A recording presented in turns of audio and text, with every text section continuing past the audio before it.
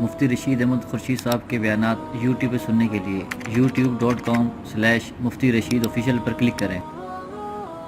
اور سبسکرائب کر کے بیل آئیکن کو پریس کریں تاکہ ہمارے آنے والے نئے بیانات آپ کو بر وقت مل سکیں۔ جمعے کے دن رکعت کس طرح پڑھنی چاہیے، ظہر کی یا جمعے کی؟ دیکھیں نیت تو جمعے کی ہوتی ہے، لوگوں کو اس میں کنفیوژن ہوتی ہے کہ یار میں ظہر کی نیت کروں یا جمعے کی نیت کروں۔ سنتوں میں آپ صرف سنتوں کی نیت کریں، یہ کافی۔ آپ کہیں میں 4 رکعت سنت پڑھ رہا ہوں بس، یہ ضروری نہیں ہے کہ آپ یہ کہیں ظہر کی پڑھ رہا ہوں جمعے کی پڑھ رہا ہوں، آپ کچھ بھی کہیں سنت کہہ دیں، 4 رکعت سنت پڑھ رہا ہوں آپ کی سنت ہو جائے گی۔ پھر جمعے کے بعد 4 رکعتیں اور پھر 2 رکعتیں، اور بعض فقہا نے لکھا ہے کہ افضل یہ کہ جمعے کے بعد پہلے 2 رکعتیں پڑھی جائیں پھر 4 پڑھی جائیں، بعض کہتے ہیں کہ پہلے 4 پڑھی جائیں پھر 2 پڑھی جائیں، کسی بھی طرح پڑھ لیں تو وہ ہو جائیں گی۔ سنت مؤکدہ ترک کرنا کیسا ہے؟ کیا اللہ تعالیٰ اس کے بارے میں سوال نہیں کریں گے؟ دیکھیں سنت مؤکدہ یہ جو پڑھی جاتی ہے نا، 12 رکعت سنت مؤکدہ، فجر میں، ظہر میں، عصر میں جو سنت مؤکدہ پڑھی جاتی ہے، اس کی بہت زیادہ اہمیت ہے،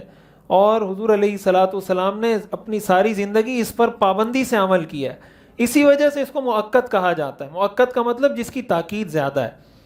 تو اس کو چھوڑنا نہیں چاہیے، اور اگر کوئی شخص بلا عذر اس کو چھوڑتا ہے تو وہ گناہگار بھی ہوگا۔ سنت مؤکدہ واجب کے حکم میں ہوتی ہیں، جو واجب کا حکم ہوتا ہے سنت مؤکدہ قریب قریب اسی حکم میں ہوتی۔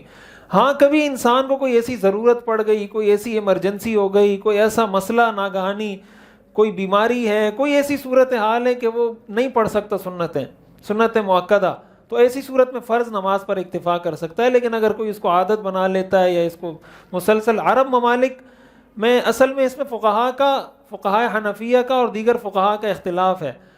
تو وہ عرب ممالک میں ہمارے جو پاکستانی بھائی جاتے ہیں وہ بھی انہی کے رنگ میں رنگ جاتے ہیں، ان میں یہ سنت مؤکدہ پڑھنے کا رواج ہی نہیں ہے، وہ پڑھتے ہی نہیں ہیں، بس فرض پڑھیں گے پڑھ کے نکل جائیں گے۔ تو وہاں جو ہمارے